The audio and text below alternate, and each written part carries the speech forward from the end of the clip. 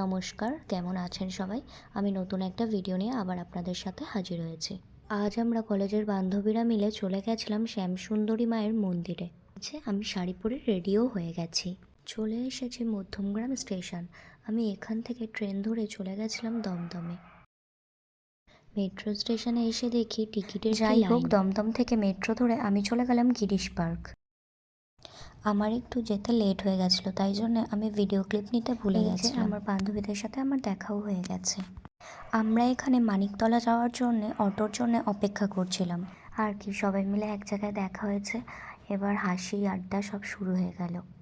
গিরিশ পার্কের 3 নম্বর গেটের সামনে থেকেই অটো ছাড়ে মানিকতলা অবধি। ভাড়া নেয় 10 টাকা করে। আপনারা ডাইরেক্ট বাসে করেও আসতে পারেন।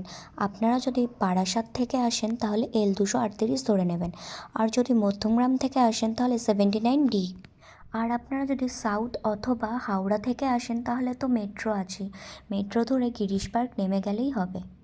অটোতে করে আমরা মানিকতলা চলে এসেছি। মানিকতলা থেকে বাঁদিকে সুকিয়া স্ট্রিট যাচ্ছে। এই বাঁদিক বরাবর হেঁটে গেলেই একটুখানি হাঁটার পরেই চলে আসছে মা শ্যামসুন্দরীর মন্দির। এই যে চলে এসেছি, এখানে এসে আমরা ডালা নিয়ে নিলাম। চালকলা, মিষ্টি, গোলাপ ফুল, চকলেট। দেখতে পেয়ে গেলাম মাতাজির একটি মন্দির।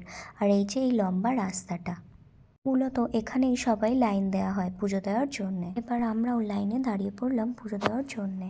আপনারা হয়তো অনেকেই জানেন মা শ্যামসুন্দরী মন্দিরের ব্যাপারে।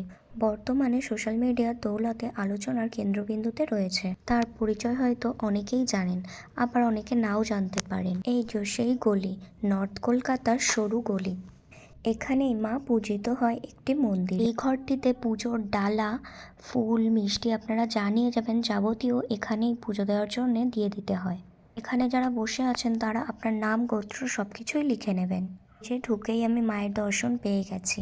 কথিত আছে মায়ের দিকে এক দৃষ্টান্তে তাকিয়ে থাকলে নাকি মায়ের চোখের পলক পড়ে, সেটা বোঝা যায়। এই যে মায়ের ফুল হাতে পেয়ে গেছি অঞ্জলি দেওয়ার জন্যে। সেদিন আমার ভাগ্যটা এত ভালো ছিল যে আমি মায়ের দর্শন করে অঞ্জলিও দিতে পেরেছিলাম। এটি হচ্ছে পুজো দেওয়ার পর ভোগের লাইন। মা শ্যামসুন্দরী জীবন্ত কালী মা হিসাবে ভক্তমহলে পরিচিত। এখানে মাকে 5 বছরের বালিকা হিসাবে বিবেচিত করা হয়, তাই জন্যে মাকে চকলেট, গোলাপ ফুল এগুলো দেওয়া হয়।